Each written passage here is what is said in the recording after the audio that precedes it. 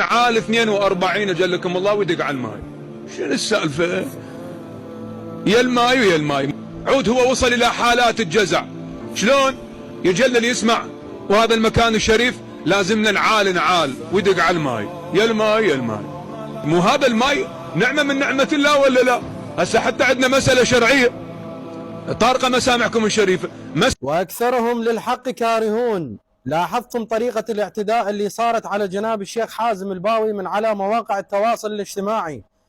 بس على قولته هن المخربط ابد ما ينعدل. على مود ايش كم لايك وايش كم تعليق يحاولون الانتقاص من جناب الشيخ حازم الباوي لانه يتكلم بالحقيقة.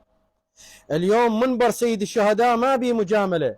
مو انا على حساب ايش كم شخص لازم اجامل بشعائر ابي عبد الله وما اتكلم بالحقيقة. احنا نلاحظ محاضرات الشيخ والانتقادات اللي جاي يقدمها هي انتقادات بناءة من الواقع، من واقع مجتمعنا، وكذلك بها إساءة إلى شعائر أبي عبد الله، وهذا الشيء ما يرضى به سيد الشهداء. على كل الكلام كثير وطويل.